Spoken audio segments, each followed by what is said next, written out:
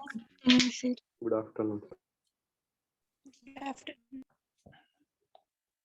So in the last class, we are discussing about different types of processes. So in that first one we discussed was isothermal process, right? So what is an isothermal process?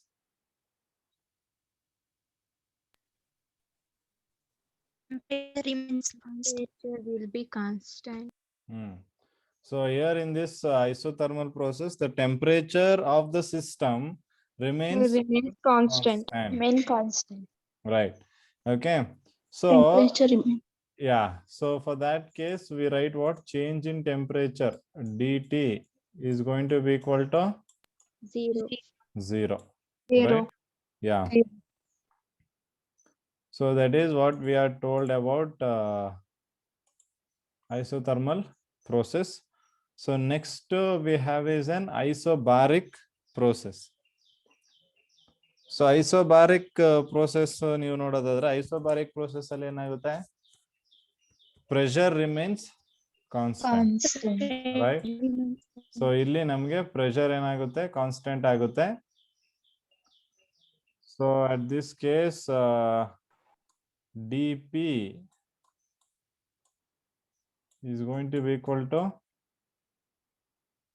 0. Right? So any reaction which we carry out in a open vessel. So open vessel ಅಲ್ಲಿ carry out ಮಾಡುವಂತಹ reaction ನ we can call it as isobaric process. So ಅದನ್ನು ನಾವು isobaric process ಅಂತ ಕರಿತೀವಿ, where the pressure remains constant. And for an isobaric process, change in pressure is going to be, that is dp is going to be equal to 0. Zero. Yes. So that is isobaric process. So next ನಮಗಿರೋದು isochloric process. So isochloric process ಅಲ್ಲಿ ನೀವೇನು observe ಮಾಡ್ತಾ ಇದ್ದೀರಾ? Volume Remains constant. Volume remains constant here. Okay, so del V ಅಥವಾ dV is going to be equal to 0. So where the reaction taking place in a closed vessel, closed vessel ಅಲ್ಲಿ ಆಗುವಂತಹ reaction ನಾವು ಐಸೋಕೋರಿಕ್ ಅಂತ ಕರಿತೀವಿ. So ಅಲ್ಲಿ ಒಂದು closed vessel ಅಲ್ಲಿ ಯಾವುದೇ ರೀತಿಯಾದ ವಾಲ್ಯೂಮ್ ಅಲ್ಲಿ ಚೇಂಜಸ್ ನೀವು ಅಬ್ಸರ್ವ್ ಮಾಡಕ್ಕಾಗಲ್ಲ. Okay, so volume remains constant. So you can see in this graph they mentioned pressure P1 ಇಂದ P2 ತನಕ ಹೋಗ್ತಿದೆ, ಬಟ್ ವಾಲ್ಯೂಮ್ ಯಾವುದೇ ರೀತಿಯಾದ ಚೇಂಜಸ್ ಮಾಡಿಲ್ಲ. ಸೊ ವಾಲ್ಯೂಮ್ ಸೇಮ್ ಇದೆ. Right, so volume is constant, therefore W is equal to 0. So that is work done is equal to 0. So this is isochoric process.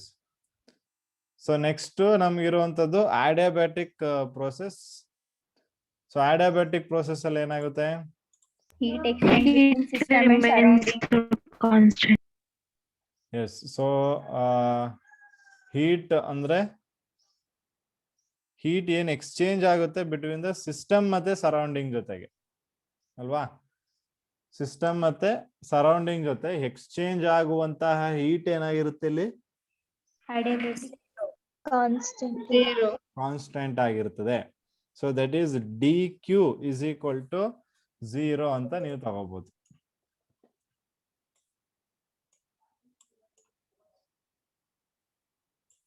dq is equal to 0. So dq is nothing but change in heat ಅಥವಾ amount of heat exchanged with the surrounding. Okay, so ಇಲ್ಲಿ ನೀವು example ಯಾವ್ದು ತಗೋಬಹುದು adiabatic process ಅಂದ್ರೆ liquefaction of gas. So liquefaction of gas ಅಂತ ಏನಿದೆ, so ಅದು example ಆಗುತ್ತೆ ಅಡಿಯಾಬ್ಯಾಟಿಕ್ ಪ್ರಾಸೆಸ್ಗೆ. So that is going to be an example for adiabatic process. So this adiabatic process takes place in a which type of system? Isolated. Yes. So it is going to take place in a isolated system. So for an adiabatic process ನಾನು ಹೇಳ್ದಂಗೆನೆ dq ಏನಾಗಿರ್ತದೆ? 0.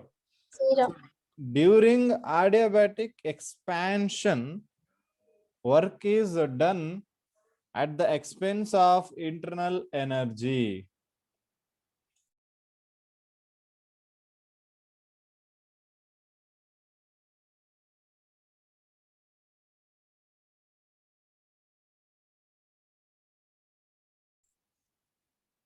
So here in the case of adiabatic expansion ಅಂದಾಗ ಏನಾಗುತ್ತೆ volume increase ಆಗುತ್ತೆ. So ಅವಾಗ work, what is the amount of work which is going to be done is going to be because of the expansion or because of the expense of internal energy. Hence the gas becomes cool. ಅಂದ್ರೆ ಇಲ್ಲೇನ್ ಹೇಳ್ತಿದಾರೆ ಅಂದ್ರೆ ನೋಡಿ ಆರಿಯಾಬ್ಯಾಟಿಕ್ process ಅಲ್ಲಿ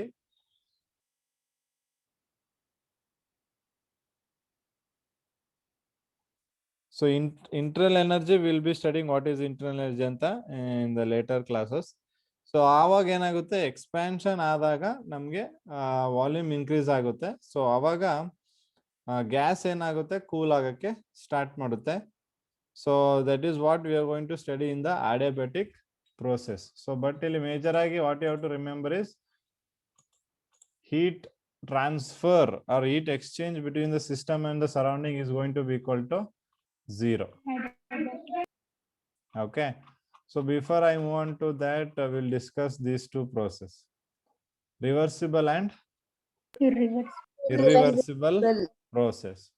Okay, so you can see two images there. So in that, one person is holding an with the help of rope is climbing down, and in another image you can see that the person is climbing down without a rope. Okay, so andre rope itkondu hogtirodrinda he can reverse the process. Yes, so on down hogi ಮತ್ತೆ ಅದೇ rope help ಇಂದ up ಮೇಲೆ ಬರಬಹುದು. But in the second picture on the right side ಆ process is not going to be possible. ಅಂದ್ರೆ ಅದನ್ನ reverse ಮಾಡೋದಕ್ಕೆ ಆಗಲ್ಲ. So on that note, reversible process is one which carried out so slowly. ಈಗ ನೀವು ಇಲ್ಲಿ ಅಬ್ಸರ್ವ್ ಮಾಡಬಹುದು, ಈ ರೋಪ್ ಅನ್ನು ಯೂಸ್ ಮಾಡ್ಕೊಂಡು ಇಳಿಬೇಕಾದ್ರೆ ಒಂದೇ ಸಲ ಇಳಿಯಕ್ ಆಗಲ್ಲ. ಅದು ಏನ್ ಮಾಡ್ಬೇಕು, ಸ್ಲೋಲಿ ಸ್ಟೆಪ್ ಬೈ ಸ್ಟೆಪ್ ಇಳಿಬೇಕು. ಅದೇ ಇವನು ಜಂಪ್ ಮಾಡ್ತಿರೋನು ಅಥವಾ ಇವನು ಇಳಿತಿರೋನು ಏನ್ ಮಾಡ್ಬೋದು, ಸ್ಲೋ ಆಗಿ ಇಳಿಯಕ್ ಆಗುತ್ತಾ? ಇವನು ಫಾಸ್ಟ್ ಆಗಿ ಹೋಗ್ತಾನೆ. So here the thing what you have to understand is a reversible process is carried out very slowly so that the process can be reversed at any stage. Okay, so adna ನಾವು reversible process ಅಂತ ಕರಿತೀವಿ. Slow process, slow steps. ಅರ್ಥ ಆಗ್ತಿದ್ಯಾ? Yes sir.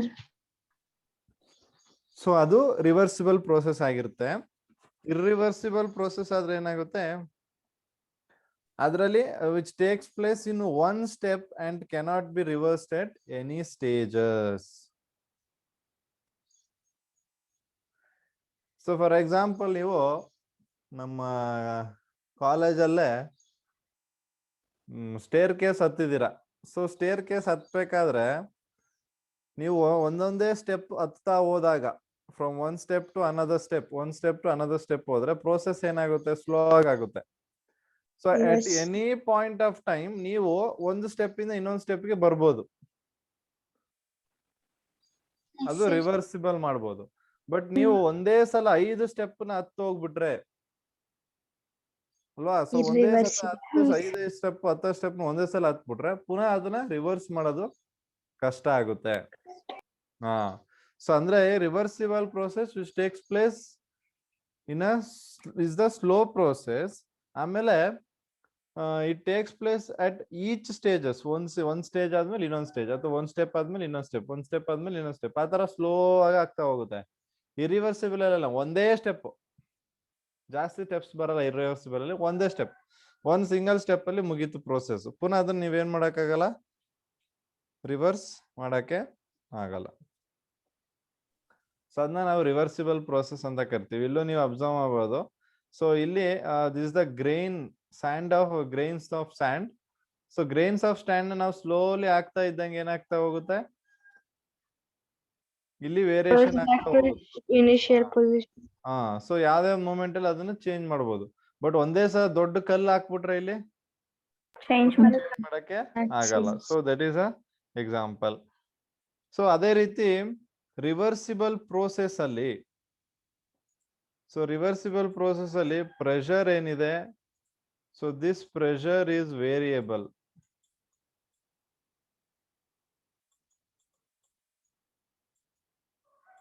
It is not constant, the pressure is variable.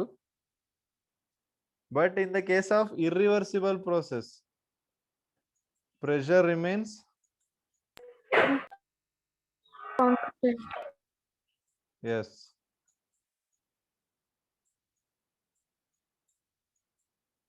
So irreversible process ಅಲ್ಲಿ pressure ಏನಾಗುತ್ತೆ ನಮಗೆ constant ಆಗುತ್ತೆ. Okay, so ಅದನ್ನ ನಾವು ಇರ್ರಿವರ್ಸಿಬಲ್ ಪ್ರೋಸೆಸ್ ಅಲ್ಲಿ ಅಬ್ಸರ್ವ್ ಮಾಡ್ತೀವಿ. ಸೊ ನಾವು ಅಬ್ಸರ್ವ್ ಮಾಡಿದೀವಿ ಹೀಟ್ ಫ್ಲೋ ಆಗುವಂಥದ್ದು, ಹೀಟ್ ಎನರ್ಜಿ ಫ್ಲೋ ಆಗೋದು ಎಲ್ಲಿಂದ, ಹೈಯರ್ ಟೆಂಪರೇಚರ್ ಇಂದ ಲೋವರ್ ಟೆಂಪರೇಚರ್ ಅಲ್ವಾ. So higher heat flows from system of higher temperature or from a body of higher temperature to a body of lower temperature. So ಈ process ನೀವು reverse ಮಾಡಬಹುದಾ?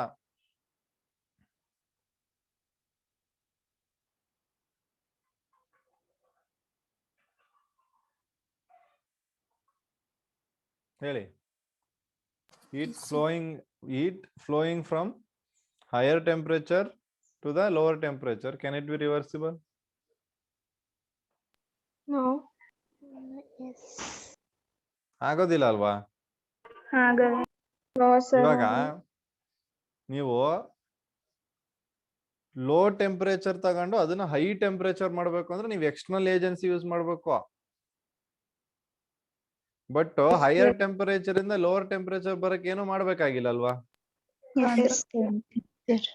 ಅಲ್ವಾ? 1 litre ನೀರ್ನ ಕುದಿಸ್ಬಿಟ್ಟು ನೀವು ಇಟ್ಟಿದ್ರೆ 100 ಡಿಗ್ರಿ ಸೆಲ್ಸಿಯಸ್ ಅಲ್ಲಿ ನೀವು ಹಂಗೆ ಇಟ್ರೆ ಸಾಕು, ಅದೇನಾಗುತ್ತೆ, ಲೋವರ್ ಟೆಂಪರೇಚರ್ ಬರುತ್ತೆ. ಈಗ 100 ಡಿಗ್ರಿ ಸೆಲ್ಸಿಯಸ್ ಅಲ್ಲಿ ನೀವು ಬಾಯ್ಲ್ ಮಾಡಿರುವಂತಹ ವಾಟರ್ ಏನು ಸಿಸ್ಟಮ್, ಆ ಸಿಸ್ಟಮ್ ಬಿಟ್ಟು ಇರುವಂತಹ ಬೇರೆ ಎಲ್ಲ ಏನಾಗಿರ್ತದೆ, surroundings. System temperature 100 degree Celsius ಇರುತ್ತೆ, ಸರೌಂಡಿಂಗ್ ಟೆಂಪರೇಚರ್ ನಿಮ್ಮ ರೂಮ್ ಟೆಂಪರೇಚರ್ 26 ಡಿಗ್ರಿ ಸೆಲ್ಸಿಯಸ್ ಇರುತ್ತೆ. ಸೊ ನೀವು 100 ಡಿಗ್ರಿ ಸೆಲ್ಸಿಯಸ್ ಬಾಯ್ಲ್ ಮಾಡಿ ಇಟ್ಟಾಗ ವಾಟರ್ನ ಅದು 100 ಡಿಗ್ರಿಯಿಂದ 26 ಬರ್ಬೋದು, ಸಾಧ್ಯ ಇದೆಯಾ ಇಲ್ವಾ?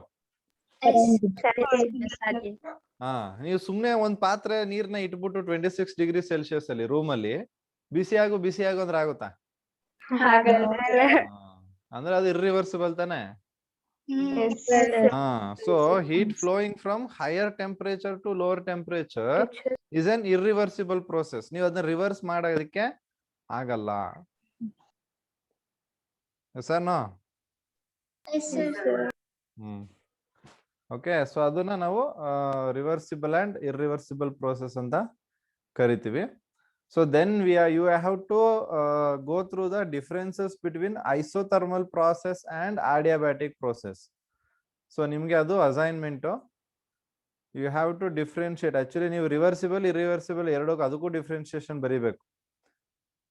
So you have to write the differences between isothermal process and adiabatic process, and also you have to write the difference between reversible and irreversible process. ಗೊತ್ತಾಗಿದೆಯಾ? ಅದು ರಿವರ್ಸ್ ಮೊದಲು ಇರ್ರಿವರ್ಸಲ್ ಮಧ್ಯ ನೀವು ಡಿಫ್ರೆನ್ಸಸ್ ಗಳನ್ನ ಕಲ್ತ್ಕೊಂಡ್ರೆ ನಿಮ್ಗೆ ಯೂಸ್ ಆಗುತ್ತೆ. ಅದು ನಿಮ್ಗೆ ಗೊತ್ತಾಗುತ್ತೆ ಯಾವ ಪ್ರೋಸೆಸ್ ರಿವರ್ಸಿಬಲ್ ಯಾವ್ದು ಇರ್ರಿವರ್ಸಿಬಲ್ ಅನ್ನೋಂಥದ್ದು. ಸೊ ಅದಕ್ಕೆ ನೀವು ಅದನ್ನ ಪ್ರಾಕ್ಟೀಸ್ ಮಾಡಬೇಕು. ಅದೇ ರೀತಿ ಐಸೋಥರ್ಮಲ್ಗೂ ಮತ್ತೆ ಅಡಿಯಾಬ್ಯಾಟಿಕ್ಗೂ you have to write the differences. Okay, so next ನಮ್ಗಿರೋದು very important is internal energy. So internal energy is denoted by ಯಾವ್ದ್ರಿಂದ?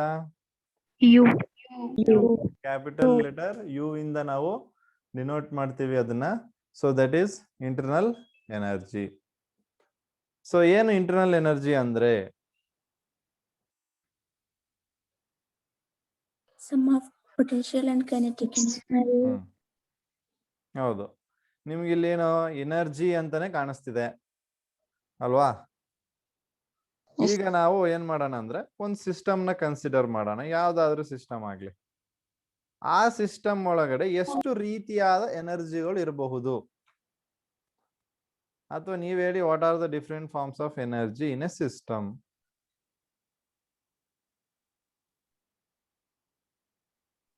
Kinetic energy, Kinetic energy, potential energy. ಹೌದು, ಅದಿದೆ.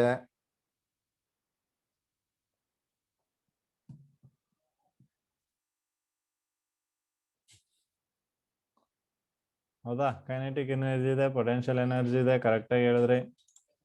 ಇನ್ಯಾವ ರೀತಿಯಾದ ಎನರ್ಜಿ ಬರ್ಬೋದು?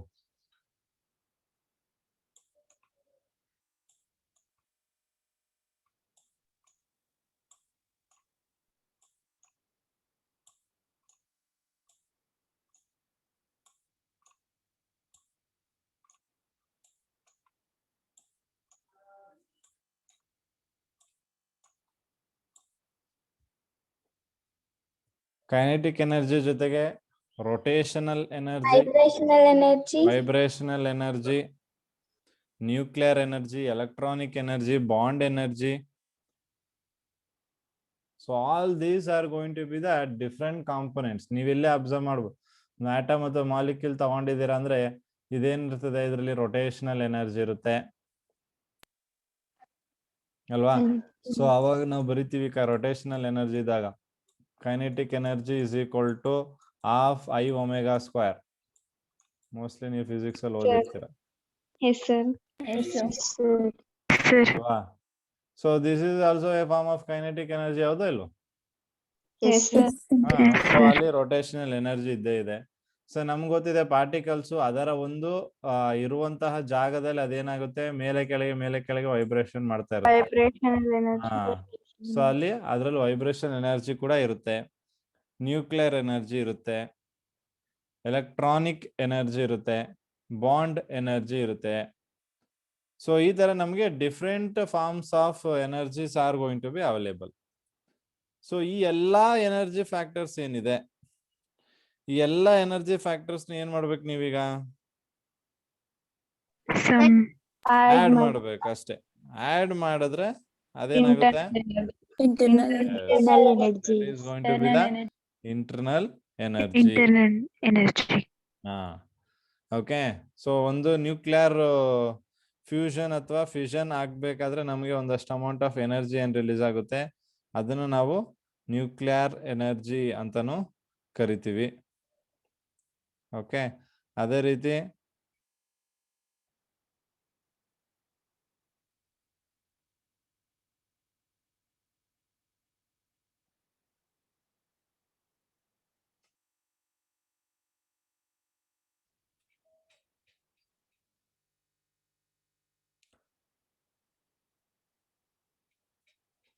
ಸೊ ಒಂದು ನ್ಯೂಕ್ಲಿಯೈ ಮತ್ತೆ ಎಲೆಕ್ಟ್ರಾನ್ ಮಧ್ಯ, ಸೊ ನ್ಯೂಕ್ಲಿಯೈ ಮತ್ತೆ ಎಲೆಕ್ಟ್ರಾನ್ ಮಧ್ಯ ಏನು ಎನರ್ಜಿ ರಿಲೇಶನ್ಶಿಪ್ ಇರುತ್ತೆ ಅದನ್ನು ನಾವು ಎಲೆಕ್ಟ್ರಾನಿಕ್ ಎನರ್ಜಿ ಅಂತ ಕರಿತೀವಿ. ಓಕೆ. ಸೊ ಈ ತರ different energy components are there in a system. So ಅವೆಲ್ಲವನ್ನ ಸಮ್ ಮಾಡಿದಾಗ, ಅವೆಲ್ಲವನ್ನ ಆಡ್ ಮಾಡಿದಾಗ ನಮಗೆ ಏನು ಫ್ಯಾಕ್ಟರ್ ಸಿಗುತ್ತೆ ಅದನ್ನು ನಾವು ಇಂಟರ್ನಲ್ ಎನರ್ಜಿ ಅಂತ ಕರಿತೀವಿ. ಸೊ ಇದ್ರ ಜೊತೆಗೆ ಬೇರೆ ಕೆಲವೊಂದು ಎನರ್ಜಿಸ್ಗಳು ಇರಬಹುದು, ಅದನ್ನು ಕೂಡ ಸಮ್ ಮಾಡ್ಕೋಬಹುದು ನಾವು. So there is no issues with that. So ಈ ಎಲ್ಲ ಇಂಟರ್ನಲ್ ಎನರ್ಜಿ ಏನಿದೆ ಇದನ್ನ ನಾವು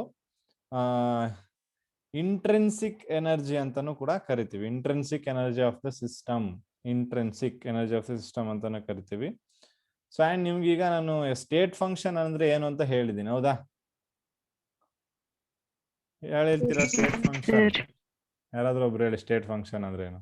that depends on initial and final state. Very good.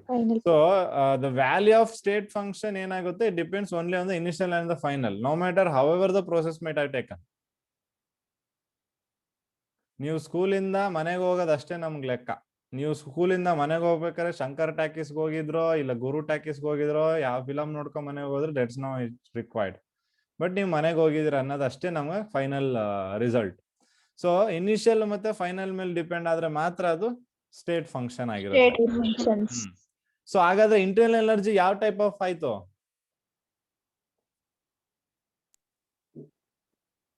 Internal energy state function ಆಗುತ್ತೆ. ಅಂದ್ರೆ ಇಂಟರ್ನಲ್ ಎನರ್ಜಿ ವ್ಯಾಲ್ಯೂ ಯಾವ್ದ್ರ ಮೇಲೆ ಡಿಪೆಂಡ್ ಆಗುತ್ತೆ? Initial and final. Yes. So it depends only on the initial and the final state. So ಅದ್ರ ಮೇಲೆ depend ಆಗುತ್ತೆ. So ಹಾಗಾಗಿ internal energy is known as the state function. ನಾನು ನಿಮ್ಗೆ ಎಕ್ಸ್ಟೆನ್ಸಿವ್ ಪ್ರಾಪರ್ಟಿ ಅಂದ್ರೆ ಏನು ಅಂತ ಹೇಳ್ತೀನಿ, ಬಟ್ ನೆನ್ಪಿಟ್ಕೊಂಡಿರಿ internal energy is also a extensive property.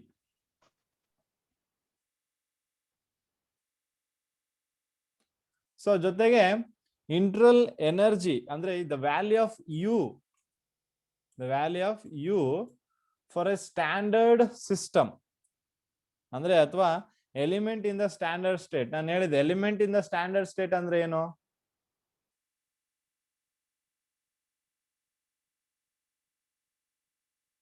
Graphite, diamond, fullerenes, coal, ಇದರಲ್ಲಿ most I mean like standard state ಯಾವುದು? Graphite. ಯಾಕೆ graphite standard state?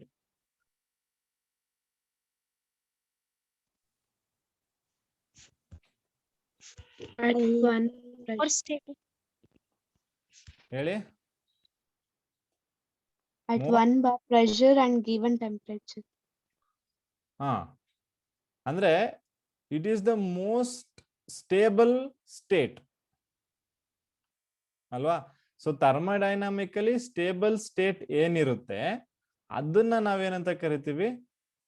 Standard state element ಅಂತ ಕರಿತೀವಿ. ಸೊ ಯಾವುದೇ ಒಂದು ಸ್ಟ್ಯಾಂಡರ್ಡ್ ಸ್ಟೇಟ್ ಆಫ್ ಎಲಿಮೆಂಟ್ ಇದು ಎನರ್ಜಿ ಅಂತಾರೆ internal energy will be always equal to ಎಷ್ಟಕ್ಕೆ? Will be always equal to 0. ಯಾವಾಗ ಇಂಟರ್ನಲ್ ಎನರ್ಜಿ 0 ಆಗುತ್ತೆ ಅನ್ನೋದು ನಿಮ್ಗೆ ನೆನಪಿರ್ಬೇಕು. So internal energy is going to be 0 when only in the case of standard state of element. ಹಾಗಾದ್ರೆ what is the internal energy of diamond ಅಂದ್ರೆ there will be some value, but what is the internal energy of graphite ಅಂದ್ರೆ 0. yes. okay, ಜೊತೆಗೆ the absolute value of internal energy cannot be measured. Exact value of internal ಎನರ್ಜಿನ ನೀವು ಕಂಡುಹಿಡಿಯೋದಕ್ಕೆ ಆಗಲ್ಲ. ಅಂದ್ರೆ exactly you ಎಷ್ಟಪ್ಪ ಅಂದ್ರೆ ನೀವು ಕಂಡುಹಿಡಿಯಕ್ ಆಗಲ್ಲ. ಬಟ್ ನೀವೇನ್ ಕಂಡುಹಿಡಿಬಹುದು? ಡೆಲ್ಟಾ ಯು ಕಂಡುಹಿಡಿಬಹುದು. ಡೆಲ್ಟಾ ಯು ಹೆಂಗ್ ಕಂಡುಹಿಡ್ತೀರಾ?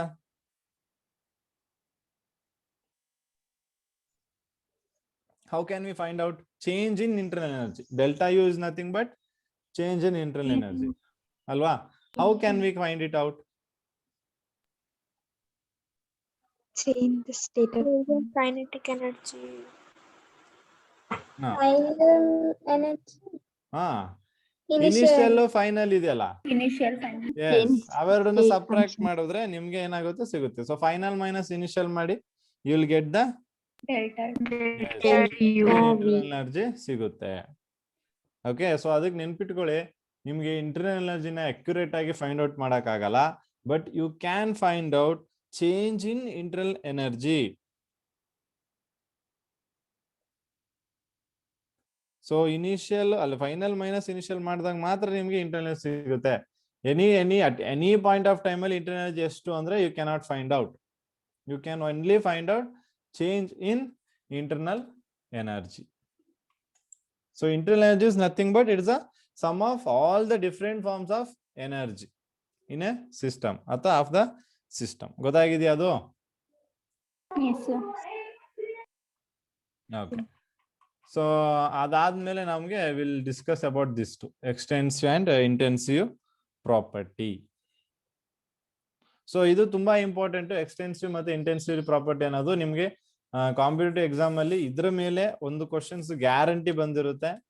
ನೀವು ಥರ್ಮೋಡೈನಾಮಿಕ್ಸ್ ಚಾಪ್ಟರ್ ಅಲ್ಲಿ ಅಂದ್ರೆ ಆ ಪಾರ್ಟ್ ಅಲ್ಲಿ ಏನಾದ್ರು ನೀವು ಕ್ವಶನ್ ಸರ್ಚ್ ಮಾಡಿದ್ರೆ ಕಾಂಪಿಟೇಟಿವ್ ಎಕ್ಸಾಮ್ ಕ್ವಶನ್ ಪೇಪರ್ಸ್ ಅಲ್ಲಿ, so you can see some of the questions coming out of ಇದರಿಂದ ಗ್ಯಾರಂಟಿ ಹೈಲಿ ಕಾನ್ಸಂಟ್ರೇಟೆಡ್ ಅಂತ ಹೇಳ್ಬೋದು ಈ ಪಾರ್ಟ್. ಓಕೆ, ಸೊ ಹಾಗಾಗಿ will understand this as maximum as possible. Okay. So first ಇಲ್ಲಿ observe ಮಾಡಿ, intensive property ಅಂತ ಹೇಳ್ತಾ ಇದೀವಿ. Intensive property is independent of mass of the system. Independent of mass of the system ಅಂದ್ರೆ ಏನು?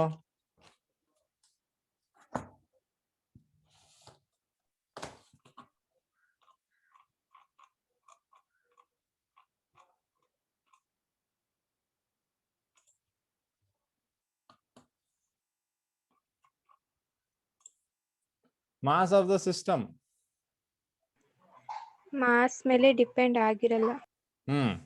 So it means what? It does not. It does not depend on the quantity, Depend on right?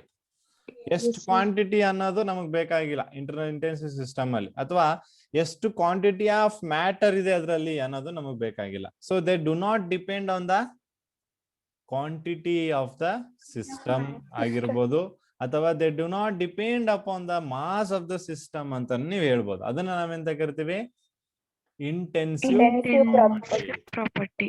ಅದೇ ರೀತಿ extensive property opposite ಅಲ್ಲಿ ಅಲ್ವಾ? So ನಿಮ್ಗೆ ಈಸಿಯಾಗಿ ಗೊತ್ತಾಗ್ಬಿಡ್ತದೆ. ಅಂದ್ರೆ ನಮ್ಗೆ ಎಷ್ಟು ಮ್ಯಾಟರ್ ಇದೆ, ಅಮೌಂಟ್ ಆಫ್ ಸಬ್ಸ್ಟೆನ್ಸ್ ಎಷ್ಟಿದೆ, ಕ್ವಾಂಟಿಟಿ ಆಫ್ ಸಬ್ಸ್ಟೆನ್ಸ್ ಎಷ್ಟಿದೆ ಅಲ್ವಾ, ಸಿಸ್ಟಮ್ದು ಸೈಜ್ ಎಷ್ಟಿದೆ, ಸೊ ಅದೆಲ್ಲ ಏನಾಗಿರುತ್ತೆ? ಮಾಸ್ ಮೇಲೆ ಡಿಪೆಂಡ್. ಸೊ ಅದೆಲ್ಲ ಎಕ್ಸ್ಟೆನ್ಸಿವ್ ಪ್ರಾಪರ್ಟಿ ಆಗುತ್ತೆ. ಸೊ ಇವಾಗ ನೀವು ಅಬ್ಸರ್ವ್ ಮಾಡಿ, ಮಾಸ್ ಇದೆ. ಸೊ ಮಾಸ್ ಅಂದ್ರೆ ಏನು?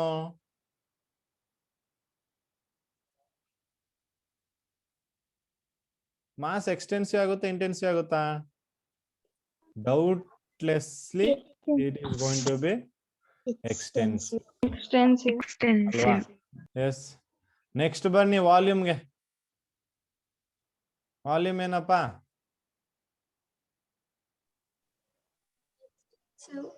ಎಕ್ಸ್ಟೆನ್ಸಿವ್. ಡಿಪೆಂಡ್ ಆಗುತ್ತೆ ತಾನೆ volume? Volume also depends on the mass of the system. ಅಲ್ಲೇನು ಇಲ್ಲ ಅಂದ್ರೆ ನೀವು ಹೇಳಕ್ಬೇಕಲ್ವಾ, ಇಷ್ಟು ವಾಲ್ಯೂಮ್ ಅಲ್ಲಿ ಇಷ್ಟು ಇದು ಕವರ್ ಆಗಿದೆ, ಸೊ ಇಷ್ಟು ಮಾಸ್ ಇದೆ ಅಂತ. ಸೊ ಅದು ಏನಾಗುತ್ತೆ ನಿಮ್ಗೆ? ಎಕ್ಸ್ಟೆನ್ಸಿವ್ ಪ್ರಾಪರ್ಟಿ ಆಗುತ್ತೆ. ಈಗ ಇಂಟರ್ನಲ್ ಎನರ್ಜಿ ಅಂತ ಹೇಳ್ತಾ ಇದ್ದಾರೆ. ಸೊ ಇಂಟರ್ನಲ್ ಎನರ್ಜಿ ಅಂತ ಹೇಗೆ ಹೇಳ್ಬೋದು? Kinetic energy.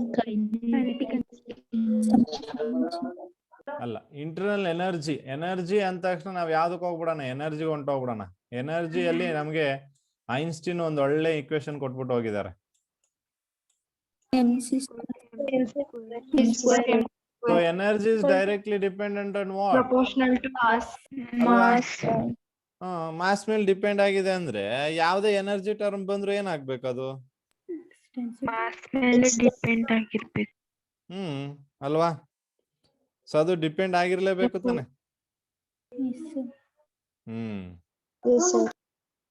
Right. So internal energy ಯಾವ್ದು ಆಗುತ್ತೆ? ಎಕ್ಸ್ಟೆನ್ಸಿವ್ ಪ್ರಾಪರ್ಟಿ ಆಗುತ್ತೆ. Heat capacity, enthalpy, entropy, Helmholtz energy, Gibbs energy, ಇದಿಷ್ಟು ನಾವೇನ್ ಮಾಡ್ತೀವಿ ಹೋಗ್ತಾ ಹೋಗ್ತಾ ನಮ್ಮ ಕ್ಲಾಸ್ಗಳಲ್ಲಿ ಸ್ಟಡಿ ಮಾಡ್ತೀವಿ.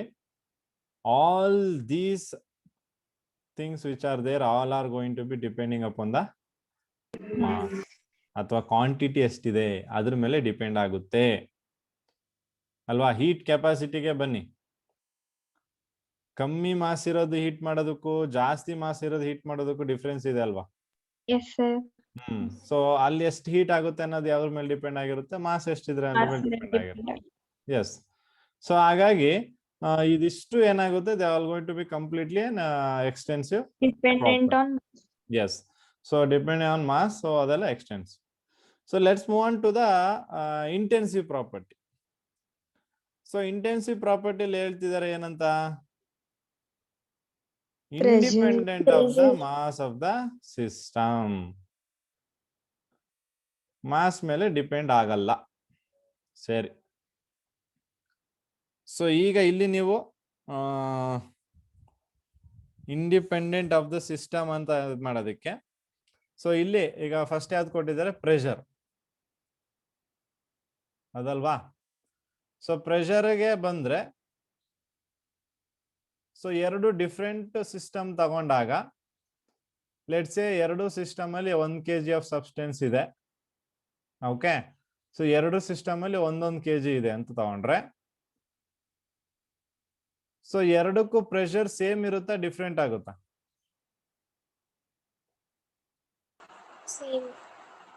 ಪ್ರೆಷರ್ ಸೇಮ್ ಬರುತ್ತೆ.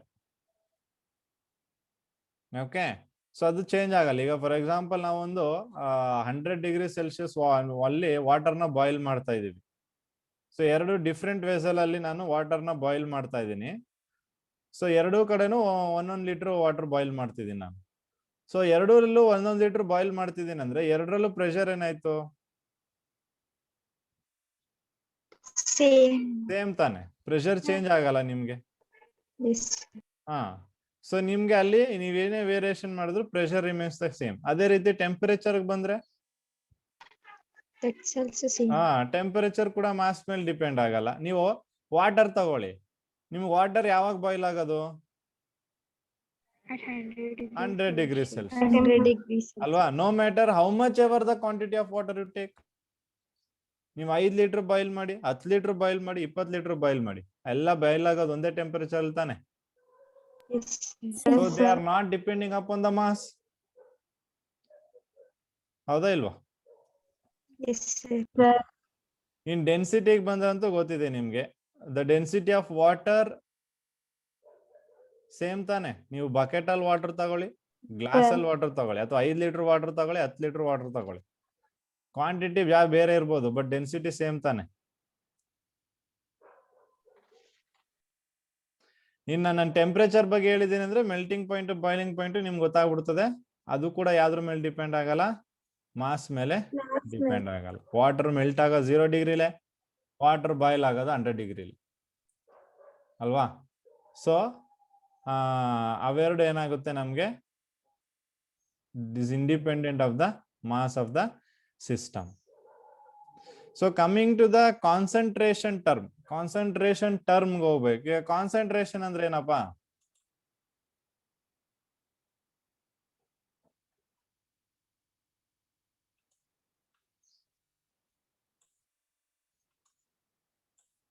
ಕಾನ್ಸಂಟ್ರೇಷನ್ ಅಂದ್ರೆ ಯಾರು ಹೇಳ್ಬೋದು? Okay, ratio of solute and solvent. ಹಾ, ಫೈನ್ ಅಲ್ವಾ? ಈಗ let's say will can take molarity. Molarity ತಗೊಳ್ಳೋಣ. What is molarity?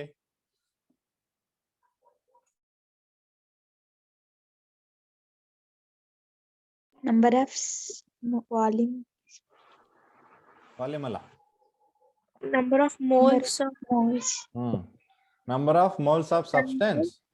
in ಹಾ, given Solution divided by number of moles of salute dissolved in 1 litre ಅಲ್ವಾ? Number of moles ನ n ಇಂದ indicate ಮಾಡ್ಬೋದಲ್ವಾ?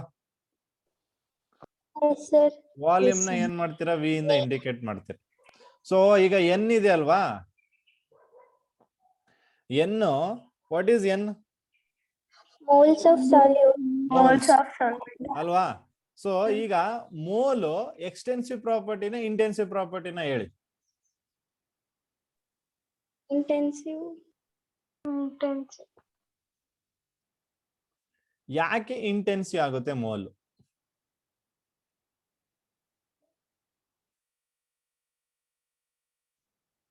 that does not depend on mass. ಅದಂಗ್ does not depend. And a volume. 12 grams of carbon is equal to 1 mole. 24 grams of carbon is also equal to 1 mole. No, 2 moles. ಮತ್ತೆ Extensive property. Sir, extensive property depends on mass. So mole here is not an intensive property. Mole is an extensive property. Depends on the mass. Yes, sir. ಈಗ volume ನಿಮ್ಗೆ ಗೊತ್ತೇ ಇದೆ. Volume ಏನಪ್ಪ? Extensive. Extensive. ಅಂದ್ರೆ ಇವೆರಡನ್ನು ನಾನು extensive over extensive ಅಂತ ಬರೀಬೋದಾ? ಸೊ ಇಲ್ಲಿ you have to remember one thing. Ratio of any two extensive property is an intensive. ಅರ್ಥ ಆಗ್ತಿದ್ಯಾ? Yes, sir. So what I'm saying is I'm defining concentration here. So ಆ concentration ಹೇಗೆ define ಮಾಡ್ಬೋದು ಅಂದ್ರೆ ನಾನು ಎಷ್ಟು ಮೋಲ್ಸ್ ಆಫ್ ಸಾಲ್ಯೂಟ್ ನ ಎಷ್ಟು ವಾಲ್ಯೂಮ್ ಅಲ್ಲಿ ಡಿಸಾಲ್ವ್ ಮಾಡಿದೀನಿ ಅಂತ ಡಿಫೈನ್ ಮಾಡ್ಬೋದು, ಅದನ್ನ ಕಾನ್ಸಂಟ್ರೇಷನ್ ಅಂತ ಕರೀಬಹುದು. ಸೊ ಅದ್ರಲ್ಲಿ ನಾವು ಆಲ್ರೆಡಿ ಕಾನ್ಸಂಟ್ರೇಷನ್ ಟರ್ಮ್ಸ್ ಓದಿದೀವಿ, molarity, molality, mole fraction, normality, all other different concentration terms ನಾವು ಓದಿದೀವಿ. ಸೊ ಈ ಎಲ್ಲಾ ಕಾನ್ಸಂಟ್ರೇಷನ್ ಟರ್ಮ್ಸ್ ಅಲ್ಲೂ ಏನಾಗುತ್ತೆ, ಇಷ್ಟೇ ಆಗೋದು. ನಂಬರ್ ಆಫ್ ಮೋಲ್ಸ್ ತಗೊಳ್ಳಿ, ಎಷ್ಟು ವಾಲ್ಯೂಮ್ ಅಲ್ಲಿ ಡಿಸಾಲ್ವ್ ಮಾಡ್ತೀರಾ, ಅದೇ ಕಾನ್ಸಂಟ್ರೇಷನ್. ಸೊ ಅವೆರಡು ಏನಾಗುತ್ತೆ, ಎಕ್ಸ್ಟೆನ್ಸಿವ್ ಪ್ರಾಪರ್ಟೀಸ್ ಆಗುತ್ತೆ. So ratio of any extensive properties is always going to be an intensive. So ಅದಕ್ಕೆ ಕಾನ್ಸಂಟ್ರೇಷನ್ ಏನಾಯ್ತು ಇಲ್ಲಿ, ಸೊ ಇದನ್ನ ನೀವು ನೆನ್ಪಿಟ್ಕೋಬೇಕು. ಸೊ ಇದ್ರ ಮೇಲೆ ಡಿಪೆಂಡ್ ಆಗಿರುತ್ತೆ. ಈಗ ಫಾರ್ ಎಕ್ಸಾಂಪಲ್ ಕೆಲವೊಂದ್ಸತಿ ನಿಮ್ಗೆ ಕೇಳಿದಾಗ, ಸೊ ಅವಾಗ ನಿಮ್ಗೆ ಈಗ ಯಾವ್ದೋ ಒಂದು ಕೇಳ್ಬಿಡ್ತಾರೆ. ಫಾರ್ ಎಕ್ಸಾಂಪಲ್ ನಿಮ್ಗೆ ಯಾವ್ದಾದ್ರು ಒಂದು ಕೇಳ್ಬಿಡ್ಬೋದು, ಅವರು ಗೊತ್ತಿರಲ್ಲ ನಿಮ್ಗೆ ಈಗ ಹೇಗೆ ಡಿಫೈನ್ ಮಾಡ್ಬೇಕು ಅಂತ. ಈಗ ಬಟ್ ಅದ್ರದ್ದು ನಿಮ್ಗೆ ಫಾರ್ಮುಲಾ ಇದೆ. For example density is equal to mass by volume ಅಲ್ವಾ? ನಿಮ್ಗೆ ಗೊತ್ತು ಡೆನ್ಸಿಟಿ ಫಾರ್ಮುಲಾ ಗೊತ್ತು, mass by volume. Mass is extensive, volume is extensive. Extensive over extensive ಏನಾಯ್ತು, ಇಂಟೆನ್ಸಿವ್. ಹಾ, ಸೊ ಮೋಸ್ಟ್ಲಿ ಫಿಸಿಕ್ಸ್ ಅಲ್ಲೂ ನಿಮ್ಗೆ ಮಾಡಿ ಇರ್ಬೇಕಲ್ವಾ ಎಕ್ಸ್ಟೆನ್ಸ್ ಇಂಟೆನ್ಸಿವ್? ಇಲ್ವಾ, ಫಿಸಿಕ್ಸ್ ಅಲ್ಲಿ ಇಲ್ವಾ? ಓಕೆ. ಸೊ ಅಲ್ಲಿ ನಿಮ್ಗೆ ಮೋಸ್ಟ್ ಆಫ್ ಆಲ್ ನಿಮ್ಗೆ ಫಿಸಿಕ್ಸ್ ಅಲ್ಲೇನೆ ಇವೆಲ್ಲ ಗೊತ್ತಿರುತ್ತೆ. ಅಂದ್ರೆ ಪ್ರೆಷರ್ಗೆ ಏನು ಯೂನಿಟ್, ಅಥವಾ ಪ್ರೆಷರ್ಗೆ ಏನು ಫಾರ್ಮುಲಾ, ಟೆಂಪರೇಚರ್ಗೆ ಏನು ಡೆನ್ಸಿಟಿ ಕಾನ್ಸ್ಟೆಂಟ್, ಇವೆಲ್ಲ ನಿಮ್ಗೆ ಗೊತ್ತಿರುತ್ತೆ. ಸೊ ನೀವು ಆ ಒಂದು ಯೂನಿಟ್ಗಳನ್ನ ಹಾಕಿ ಅಲ್ವಾ? ಸೊ ನೀವು ಆ ಒಂದು ಯೂನಿಟ್ಗಳನ್ನ ಹಾಕಿದ್ರೆ ನಿಮ್ಗೆ ಏನ್ ಸಿಗುತ್ತೆ, ಅದು ಎಕ್ಸ್ಟೆನ್ಸಿವ್ ಓವರ್ ಎಕ್ಸ್ಟೆನ್ಸಿವ್ ಬರ್ತಿದ್ಯಾ ಅಂತ ನೀವು ಚೆಕ್ ಮಾಡ್ಕೋಬಹುದು. ಅದರಿಂದ ನೀವೇನ್ ಮಾಡ್ಬೋದು, ಇಂಟೆನ್ಸಿವ್ ಪ್ರಾಪರ್ಟಿ ಎಕ್ಸ್ಟೆನ್ಸಿವ್ ಪ್ರಾಪರ್ಟಿ ಅಂತಾನು ಡಿಸೈಡ್ ಮಾಡ್ಬೋದು. ಓಕೆ, ಸೊ ಅದನ್ನ ಹೇಳಿದ್ ನಾನು. ಕಾಂಪಿಟೇಟಿವ್ ಎಕ್ಸಾಮ್ ಅಲ್ಲಿ ಇದ್ರ ಮೇಲೆ ಕ್ವಶನ್ಸ್ ಕೇಳ್ತಾರೆ. ಯಾವ್ದಾದ್ರು ಒಂದು ಕೊಡ್ಬೋದು. ಅಲ್ಲೇ ಬಾಯ್ಲಿಂಗ್ ಪಾಯಿಂಟ್ ಕೊಟ್ಬಿಟ್ಟು boiling point is an extensive or intensity property, ಅಥವಾ boiling point is an this property ಅಂತ ಹಾಕಿ ಅದಕ್ಕೊಂದು 4 ಆಪ್ಷನ್ ಕೊಡ್ಬೋದು. ಸೊ ಹಾಗಾಗಿ ಅದನ್ನ ನೀವು ತಿಳ್ಕೋಬೇಕು. That is very important. ಗೊತ್ತಾಗಿದ್ಯಾ? ಸೊ ಜೊತೆಗೆ remember, P H is also an intensive property. P H ಅಂತ ಹೇಳಿದ್ರೆ ಪಿ ಎಚ್ ಕೂಡ ಇಂಟೆನ್ಸಿವ್ ಪ್ರಾಪರ್ಟಿ ಆಗುತ್ತೆ. E M F is an intensive property. Molar volume ಅಂತ ನಾವ್ ಹೇಳ್ತೀವಿ. ಮೋಲಾರ್ ವಾಲ್ಯೂಮ್ ಅಂದ್ರೆ ಡೆಫಿನೇಷನ್ ಗೊತ್ತಿದೆ ಯಾರಿಗಾದ್ರು?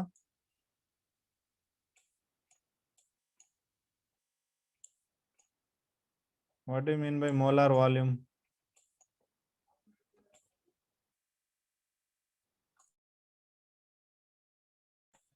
Molar volume is nothing but volume of a 1 mole of substance.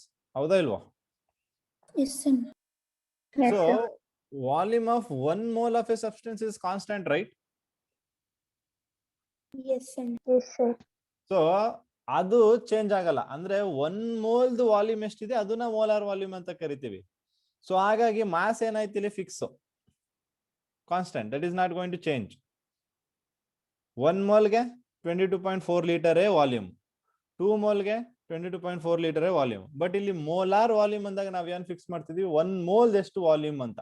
So ಹಾಗಾಗಿ molar volume is also one of the intensive property. Molar volume, next dielectric constant, molar heat capacity ಅಂತ ಬರುತ್ತೆ. So ಅವೆಲ್ಲ ಏನಾಗಿರುತ್ತೆ ನಮ್ಗೆ intensive properties ಆಗಿರುತ್ತೆ. So ಅದಕ್ಕೆ ನೀವು extensive intensity ಪ್ರಾಪರ್ಟೀಸ್ಗೆ ಏನೆಲ್ಲ ಎಕ್ಸಾಂಪಲ್ಸ್ ಇದೆ ಅದನ್ನ ಕಲ್ತ್ಕೋಬೇಕು, ತುಂಬಾ ಇಂಪಾರ್ಟೆಂಟು. ಸೊ ಅದು ಎಕ್ಸಾಮ್ ಅಲ್ಲಿ ಕೇಳ್ತಾರೆ.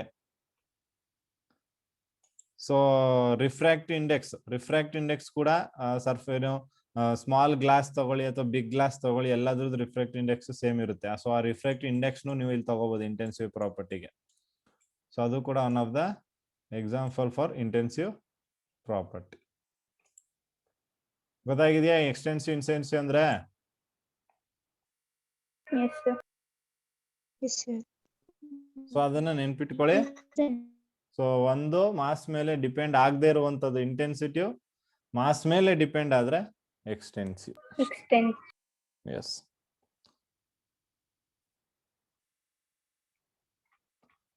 So after this we'll move on to work. So next ನಾವು ತಿಳ್ಕೋಬೇಕಾಗಿರೋದು ವರ್ಕ್ ಅನ್ನೋದು ಏನಂತ. So what do you mean by work?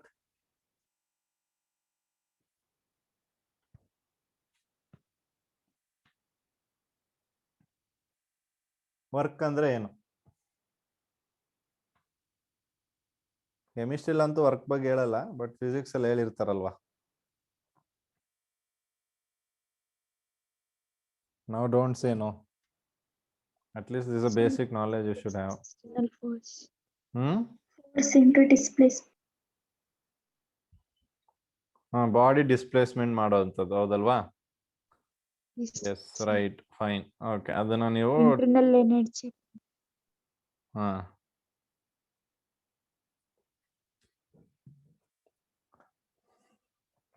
So ಈಗ ಇಲ್ಲಿ ನಮ್ಗೆ ವರ್ಕ್ ಅನ್ನೋಂಥದ್ದು ಏನಿದೆ, so it is nothing but ಇಲ್ಲಿ ನಾವು ಡಿಫೈನ್ ಮಾಡ್ಕೊಳ್ಳೋದಾದ್ರೆ in terms of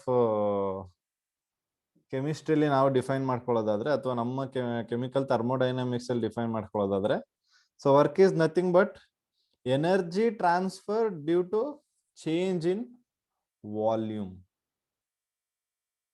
so it is an energy transfer due to change in volume. So ಅದನ್ನ ನಾವಿಲ್ಲಿ ವರ್ಕ್ ಅಂತ ಕರಿತೀವಿ.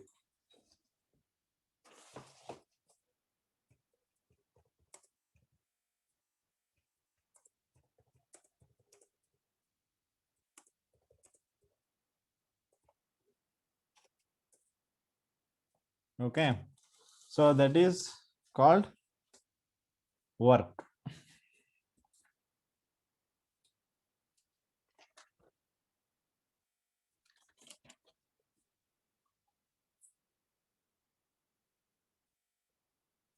So what is the formula for work?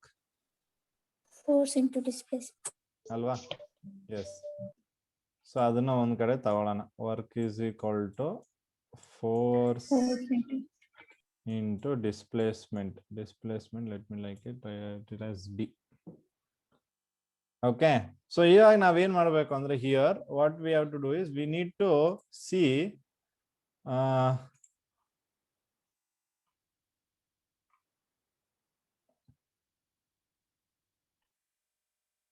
what is the work done, what is the work done by the gas, or what is the mechanical work done by a gas.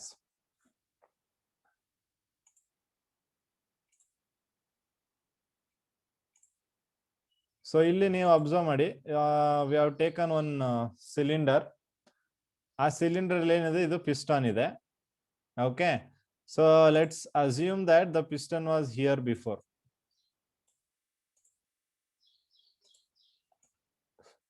Okay, piston ಇಲ್ಲಿತ್ತು. We have applied an external pressure, that is P external. So P external pressure ನ apply ಮಾಡ್ತೀವಿ. So pre external pressure ಮಾಡಿದಾಗ ಏನಾಯ್ತು, ಇದು decrease ಆಯ್ತು. So volume ಅಲ್ಲಿ ಏನಾದ್ರು changes ಆಗಿದೆಯಾ ಇಲ್ವಾ? ಆಗಿದೆ ಅಲ್ವಾ?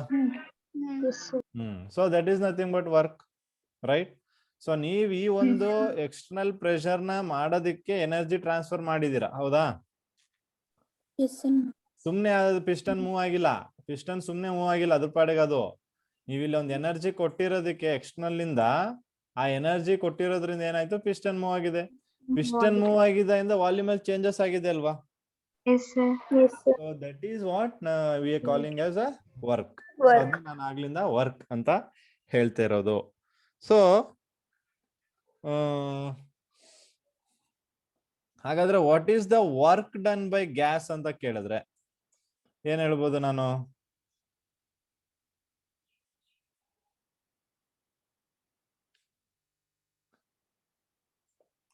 ಸೊ ಇಲ್ಲಿ ಎರಡು ರೀತಿಯಾದ ವರ್ಕ್ ಡನ್ ನಾವು ಅಬ್ಸರ್ವ್ ಮಾಡ್ಬೋದು ಅಲ್ವಾ?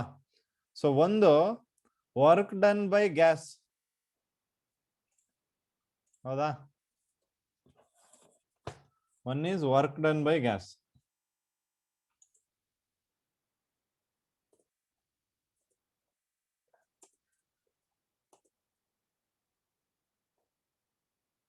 And one more is work done on the gas.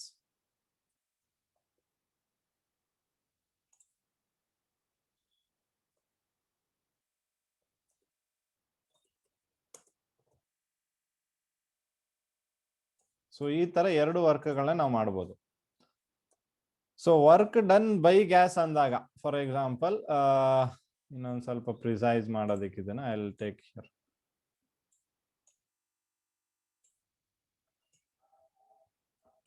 So ಇದು piston. Okay, so work done by gas ಅಂದಾಗ ಇಲ್ಲಿ ನೋಡಿ, ಇದ್ರೊಳಗಡೆ ಇರುವಂತಹ ಪ್ರೆಷರ್ನ ನಾನು ಇಂಟರ್ನಲ್ ಪ್ರೆಷರ್ ಅಂತ ಕರಿತೀನಿ. So the pressure which is inside here, it is an internal pressure.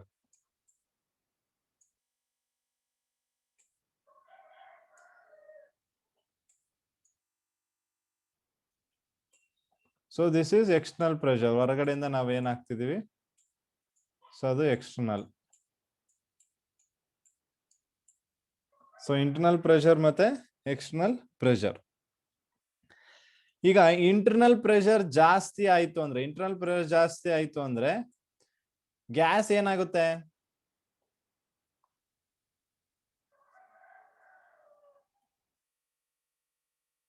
Internal pressure ಜಾಸ್ತಿ ಆದ್ರೆ ಗ್ಯಾಸ್ ಏನಾಗುತ್ತೆ,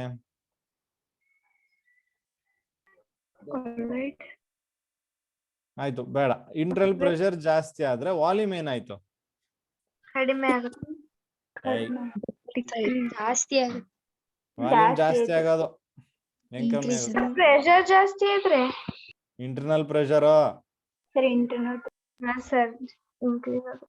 ಇಲ್ಲಿಂದ ಪುಷ್ ಮಾಡ್ತಿರೋದ್ ನಾನು, ಎಸ್ ಸರ್. ಇದು ಮೇಲಕ್ಕೆ ಹೋಗಲ್ವಾ, ಎಸ್ ಸರ್. ವಾಲ್ಯೂಮ್ ಜಾಸ್ತಿ ಇಲ್ಲ ಇಲ್ಲ ಎಕ್ಸ್ಟರ್ನಲ್. ಇಂಟರ್ನಲ್ ಪ್ರೆಷರ್ ಜಾಸ್ತಿ ಆದ್ರೆ, if the internal pressure is more, volume ಜಾಸ್ತಿ ಆಗುತ್ತಲ್ವಾ. ವಾಲ್ಯೂಮ್ ಜಾಸ್ತಿ ಅಂದ್ರೆ ಗ್ಯಾಸ್ ಏನಾಗ್ತಿದೆ ಅಂತ, ಎಕ್ಸ್ಪ್ಯಾಂಡ್ ಆಗ್ತಿದೆ ಅಂತ ಅರ್ಥ, ಹೌದಾ? Gas will expand.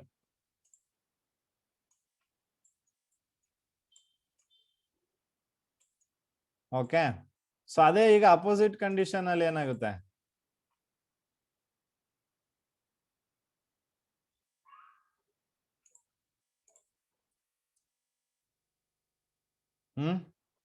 ಈಗ ಇಂಟರ್ನಲ್ ಎಕ್ಸ್ಟರ್ನಲ್ ಪ್ರೆಷರ್ ಜಾಸ್ತಿ ಆಯ್ತು, ಅವಾಗ ವಾಲ್ಯೂಮ್ ಡಿಕ್ರೀಸ್ ಆಗುತ್ತೆ, ಗ್ಯಾಸ್ ಏನಾಯ್ತು, ಕಂಪ್ರೆಸ್ ಆಗುತ್ತೆ. Yes very good, gas compress ಆಗುತ್ತೆ. ಅಂದ್ರೆ ಇಲ್ಲಿ ನೀವು ಎರಡು ರೀತಿಯಾದ ವರ್ಕ್ ನೋಡ್ತೀರಾ, ಒಂದು ಎಕ್ಸ್ಪ್ಯಾನ್ಷನ್ ಆಗುವಂತದ್ದು, ಇನ್ನೊಂದು ಕಂಪ್ರೆಷನ್ ಆಗುವಂತದ್ದು, ಹೌದಾ ಇಲ್ವಾ? ರೈಟ್. ಸೊ ಇವಾಗ ಯಾವಾಗ ನಾವು ಇಂಟರ್ನಲ್ ಪ್ರೆಷರ್ ಜಾಸ್ತಿ ಇರುತ್ತೆ ಅವಾಗ ಒಳಗಡೆ ಇರುವಂತಹ ಗ್ಯಾಸ್ ವರ್ಕ್ ಮಾಡ್ದಂಗೆ, ಹೌದಾ? ಈಗ ಹೊರಗಡೆ ಇರೋದಲ್ಲ ನಾನು ಮಾತಾಡ್ತಿರೋ, ಒಳಗಡೆ ಗ್ಯಾಸ್ ಮಾಲಿಕ್ಯೂಲ್ಸ್ ಇದೆ ಇಲ್ಲಿ. ಈ ಗ್ಯಾಸ್ ಮಾಲಿಕ್ಯೂಲ್ಸ್ ಏನ್ ಮಾಡ್ತಿದೆ, ಇದನ್ನ ಪುಷ್ ಮಾಡ್ತಿದೆ ಪಿಸ್ಟನ್ ಪುಷ್ ಮಾಡ್ತು ಅಂದ್ರೆ ವಾಲ್ಯೂಮ್ ಜಾಸ್ತಿ ಆಯ್ತು, ವಾಲ್ಯೂಮ್ ಚೇಂಜ್ ಆದ ತಕ್ಷಣ ವರ್ಕ್ ಆಗಿದೆ ಅಂತ ಅರ್ಥ, ಹೌದಾ? ಸೊ ಇಂಟರ್ನಲ್ ಪ್ರೆಷರ್ ಜಾಸ್ತಿ ಆಯ್ತು ಅಂದ್ರೆ ಗ್ಯಾಸ್ ಮಾಲಿಕ್ಯೂಲ್ ಏನ್ ಮಾಡಿದೆ, ಇಲ್ಲಿ ವರ್ಕ್ ಮಾಡಿದೆ ಅಂತ, ಹೌದಾ? ಅರ್ಥ ಆಯ್ತಾ ಅದ್ ಹೇಳಿದ್ದು? Work done by the gas ಇದು. So work done by the gas ಆದಾಗ ವಾಲ್ಯೂಮ್ ಏನಾಯ್ತು, change in volume increase. So increase ಏನ್ ಮಾಡ್ತೀವಿ ನಾವು, ಪಾಸಿಟಿವ್ ಅಂತ ತೋರಿಸಬಹುದು, ರೈಟ್? ಸೊ ಅವಾಗ ಚೇಂಜ್ ಇನ್ ವಾಲ್ಯೂಮ್ ಅಥವಾ ಡೆಲ್ಟಾ ವಿ ಏನಾಗುತ್ತೆ, ಇಲ್ಲಿ ನಮ್ಗೆ ಪಾಸಿಟಿವ್ ಆಗುತ್ತೆ. ಓಕೆ, ಸೊ ಹಾಗಾದ್ರೆ ವರ್ಕ್ ಡನ್ ಏನಾಯ್ತು, ಇಲ್ಲಿ ನಮ್ಗೆ ವರ್ಕ್ ಡನ್ ನೆಗೆಟಿವ್ ಆಗುತ್ತೆ. ಅದೇ ಉಲ್ಟಾ ಕೇಸು, ಎಕ್ಸ್ಟರ್ನಲ್ ಪ್ರೆಷರ್ ನೀವು ಹಾಕಿದಾಗ ವಾಲ್ಯೂಮ್ ಏನಾಗುತ್ತೆ, ಡಿಕ್ರೀಸ್ ಆಗುತ್ತೆ, ಅಂದ್ರೆ volume is negative. Work done Negative. ಏನಾಯ್ತು Work done is positive. Positive. So Positive. Work done on the gas ಆಗುತ್ತೆ ಇದು, ಹೌದಾ? Yes, sir. ಹಾ. So work done on the gas. Gas. So ಇಲ್ಲಿ ಎರಡು ರೀತಿಯಾಗಿ ನೀವೇನ್ ಮಾಡ್ಬೋದು, ಹಾಗಾದ್ರೆ ಎಕ್ಸ್ಪ್ರೆಷನ್ ಫಾರ್ ವರ್ಕ್ ಡನ್ ತಗೋಬಹುದು. ಸೊ ನಾವೇನ್ ಮಾಡೋಣ ಇಲ್ಲಿ, ಇಫ್ ಗ್ಯಾಸ್ ಎಕ್ಸ್ಪ್ಯಾಂಡ್ ಆಗುತ್ತೆ from the volume V1 to V2. If the gas expands from V1 to V2. V1 to V2. So V1 to V2 ಆದ್ರೆ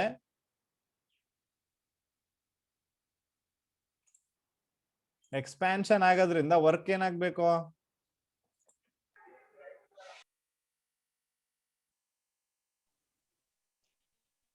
ನೆಗೆಟಿವ್ ತಾನೆ? So W is equal to, ನಾ ಏನ್ ಬರ್ಕೋತೀನಿ, minus P into del V.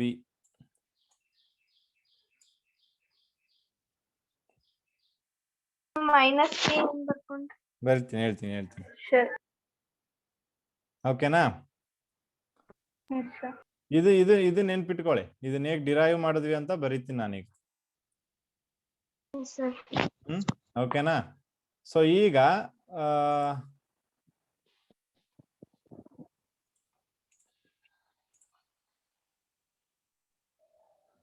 ಇಲ್ಲಿ observe ಮಾಡಿ, ನಮ್ಗೆ ಗೊತ್ತಿದೆ work done is equal to ಏನು, ಫೋರ್ಸ್ ಅಲ್ವಾ? ಪ್ರೆಷರ್ ಇಸ್ ಈಕ್ವಲ್ ಟು ಏನು,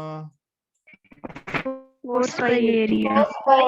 force by area. So P into A is F ಆಗುತ್ತಾ? Yes, sir. ಸೊ ಇಲ್ಲಿ ನಾನು ಏನ್ ಬರೀಬಹುದು, P into A into D. Into D ಬರೀಬೋದಲ್ವಾ ಇದನ್ನ? Yes, sir. ರೈಟ್ ಹೆಸರು? Yes, sir. ಓಕೆ. ಸೊ ಇಷ್ಟ ಆಯ್ತು. ಸೊ ಇವಾಗ ನಿಮ್ಗೆ ಇಲ್ಲಿ ಈ ಡಿ ಏನು, ಡಿಸ್ಪ್ಲೇಸ್ಮೆಂಟ್ ಅಲ್ವಾ? ಸೊ ಇವಾಗ ಹಿಂಗೊಂದು ಪಿಸ್ಟನ್ ತಗೊಂಡಿದ್ದೀರಾ. ಇವಾಗ ಏನಾಯ್ತದ, ನಾವು ಗ್ಯಾಸ್ ಎಕ್ಸ್ಪ್ಯಾಂಡ್ ಅಂತ ಹೇಳ್ತಾ ಇದೀವಿ. ಸೊ ಏನಾಗುತ್ತೆ, ಪಿಸ್ಟನ್ ಮೂವ್ ಆಗುತ್ತೆ. ಸೊ ಇದು ಎಷ್ಟು ಡಿಸ್ಟೆನ್ಸ್ ಅಲ್ಲಿ ಮೂವ್ ಆಗುತ್ತೆ, ಲೆಟ್ಸ್ ಸೇ ಲೆಂತ್ L1 ಇತ್ತು, ಇಲ್ಲಿಗೆ ಬಂದಾಗ L2 ಆಯ್ತು. ಸೊ ಅದನ್ನ DL ಅಂತ ಬರೀಬೋದಾ, ಚೇಂಜ್ ಇನ್ ಲೆಂತ್ ನ? ಅಂದ್ರೆ ಎಷ್ಟು ಡಿಸ್ಟೆನ್ಸ್ ಮೂವ್ ಆಗಿದೆ ಅನ್ನೋದನ್ನ I can write it as DL, right? ಅಥವಾ ಡೆಲ್ಟಾ ಎಲ್ ಅಂತನಾದ್ರೂ ಬರೀಬಹುದು, DL ಅಂತನಾದ್ರೂ ಬರೀಬಹುದು. ಸೊ ಇಲ್ಲಿ DL ಅಂತ ಬರ್ಕೋತೀನಿ. ಗೊತ್ತಾಯ್ತಾ ಇಲ್ವಾ? ಇದು ಅರ್ಥ ಆಯ್ತಾ? ಸೊ ಈಗ ನಿಮ್ಗೆ ಗೊತ್ತಾಗ್ಬೇಕು P into A into DL ಹೆಂಗ್ ಬರ್ದಿದ್ದೀನಿ ಅಂತ. Understand? Yes, sir. Did you understood this one? Yes, sir. Okay. So ಇವಾಗ ಅಬ್ಸರ್ವ್ ಮಾಡಿ, ನಾನು ಡಿ ಹೇಳಿದೆ. ಡಿ ಅಂದ್ರೆ ಏನ್ ಹೇಳಿದ್ರಿ ನೀವು? ಚೇಂಜ್ ಇನ್ ಪೊಸಿಷನ್ ಅಥವಾ ಚೇಂಜ್ ಇನ್ ಡಿಸ್ಟೆನ್ಸ್, ಅಥವಾ ಡಿಸ್ಟೆನ್ಸ್ ಅಲ್ಲಿ ಏನ್ ಚೇಂಜ್ ಆಯ್ತು, ಪೊಸಿಷನ್ ಅಂತ ಹೇಳ್ಬೋದು. ಯಾಕಂದ್ರೆ ಈ ಪಿಸ್ಟನ್ ಈ ಪೊಸಿಷನ್ ಇತ್ತು, ಇಲ್ಲಿ ಯಾವ್ದೋ ಪೊಸಿಷನ್ ಬಂತು ಅಂತ ಹೇಳ್ಬೋದು, ರೈಟ್? ಹಾಗಾದ್ರೆ what is the change in volume? DV. Volume ಅಲ್ಲಿ ಇರುವಂತಹ change DV, Delta V. That is going to be equal to ಏನು?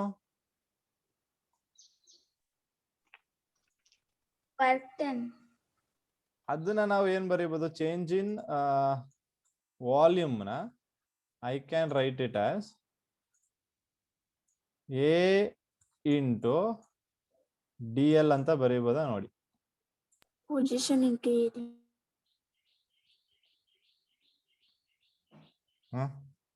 Yes, sir. ಬರೀಬಹುದು. ಡಿಸ್ಟೆನ್ಸ್ ಅಂತ ಬಂದಾಗನೇ ಅದು ಲೆಂತ್, ಹೌದಾ? Yes, sir. ಲೆಂತ್ ಅಂದ್ರೆ ಏನರ್ಥ?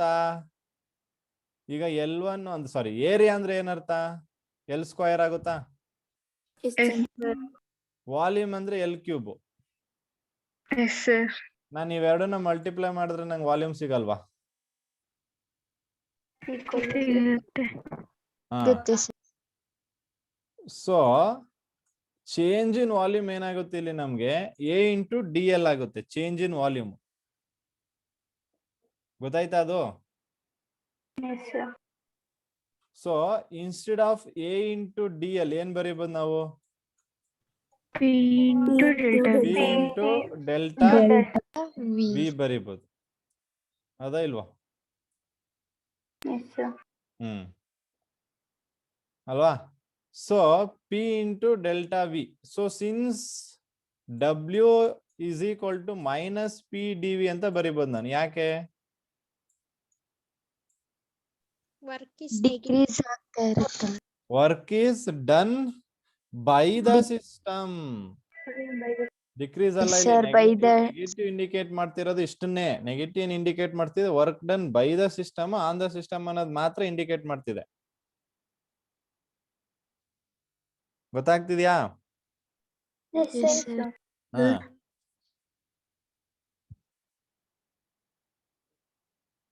ಗೊತ್ತಾಯ್ತಾ ಅದು? ಸೊ ಇವಾಗ ನಾವು ಡಿರೈವ್ ಮಾಡಿರುವಂತ ಈಕ್ವೇಶನ್ ಯಾವ್ದಕ್ಕೆ ಅಂದ್ರೆ work done during the expansion of gas. ಅರ್ಥ ಆಗ್ತಿದೆ ಇಲ್ವಾ? Yes, sir. ಈಗ ಇದೇ ಒಂದು derivation work done during the compression of gas ಏನ್ ಮಾಡ್ತೀರಾ? ಅಲ್ಲಿ ನೆಗೆಟಿವ್ ಪಾಸಿಟಿವ್ ಆಗಿ.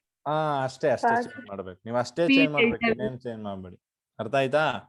ಜೊತೆಗೆ ಈ ಒಂದು equation is valid at constant pressure ಅನ್ನೋದು ನೆನ್ಪಿಟ್ಕೋಬೇಕು. ಗೊತ್ತಾಗ್ತಿದ್ಯಾ? ಸೊ ಇದು valid only at the constant Constant pressure. Pressure. ಗೊತ್ತಾಯ್ತಾ ನಿಮ್ಗೆ? ನಾನು ಅಲ್ಲಿ ಏನ್ ಮಾಡಿದ್ದೆ, ಡೈರೆಕ್ಟ್ ಆಗಿ ಈಕ್ವೇಶನ್ ಬರೆದು ತೋರಿಸ್ದೆ ಅಲ್ವಾ? ಪಿ ಇಸ್ ಈಕ್ವಲ್ ಟು, ನೋಡಿ ಇಲ್ಲಿ ನೀವು ನೋಡ್ಬೋದು, expression for pressure volume that is work ಅಲ್ವಾ? P external is constant, W is equal to minus P external into V2 minus V1. What is V2 minus V1? Delta V. ಅಲ್ವಾ? ಬರೀಬೋದಲ್ವಾ? Yes.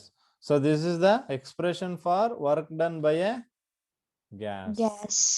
Work done by a gas. ಇದು ನೆನ್ಪಿಟ್ಕೊಳ್ಳಿ, differences ನೆನ್ಪಿಟ್ಕೊಳ್ಳಿ. Work done by a gas ಬೇರೆ, work done on the gas ಬೇರೆ. ಎರಡು ಒಂದೇ ಅಲ್ಲ. Sign conventions ಅಂತ ನಾವು ಹೇಳ್ತೀವಿ. ಸೊ ಸೈನ್ ಕನ್ವೆನ್ಷನ್ ಅಥವಾ ಕನ್ವೆನ್ಷನ್ಸ್ ಅಂತ ಹೇಳಿದಾಗ ನಿಮ್ಗೆ ನೆನಪಿರ್ಬೇಕು, work done by the gas ಆದಾಗ ಡಬ್ಲ್ಯೂ ಏನಾಗುತ್ತೆ, work done on the gas ಆದಾಗ ಡಬ್ಲ್ಯೂ ಏನಾಗುತ್ತೆ. Okay, when the value of W is negative, you should be knowing when the value of work W will be positive. ಯಾಕಂದ್ರೆ ನಿಮ್ಗೆ ಇದ್ರ ಮೇಲೆ problems ಬಂದಾಗ nowhere they will mention W is negative, W is positive ಅಂತ. They'll just mention work done by the gas or work done on the gas ಅಂತ. So ಅವಾಗ ನಮ್ಗೆ ಗೊತ್ತಾಗ್ಬಿಡ್ಬೇಕು, so W positive ಇದೆಯಾ ನೆಗೆಟಿವ್ ಇದೆಯಾ ಅಂತ. ಸೊ ಇದೇ ನಿಮ್ಗೆ ಕಾಂಪಿಟೇಟಿವ್ ಎಕ್ಸಾಮ್ಸ್ ಅಲ್ಲೂ ಆಗೋದು. ಸೊ ಅದಕ್ಕೆ you should be knowing. So this is the important formula, you have to note it down. So ಈಗ ಈ ಫಾರ್ಮುಲಾ ನಮ್ಗೆ ಬೇಕು ಏನಕ್ಕೆ? ವರ್ಕ್ ಡನ್ ಅನ್ನ ಕ್ಯಾಲ್ಕುಲೇಟ್ ಮಾಡ್ಲಿಕ್ಕೆ. ಅರ್ಥ ಆಗಿದ್ಯಾ? Yes, sir. Yes sir. ಎಲ್ರಿಗೂ ಅರ್ಥ ಆಯ್ತಾ ಅದು? Yes, sir. ಓಕೆ. ಸೊ ಅದೇ ಒಂದು ಇಲ್ಲಿ ನಮ್ಗೆ ಕನ್ವೆನ್ಷನ್ಸ್ ಕೊಡ್ತಾರೆ. ಸೊ ಇಲ್ಲಿ ನಿಮ್ಗೆ ಪ್ರೆಷರ್ ವಾಲ್ಯೂಮ್ ವರ್ಕ್ ಮಾಡಿದಾಗ, so ಇದು is nothing but integrating change in, ಇದನ್ನ ಹೇಗೆ ಮಾಡ್ಕೋಬಹುದು ಅಂದ್ರೆ ನಾವು ನೋಡಿ ಸಿಂಪಲ್ ಆಗಿ dW is equal to minus PdV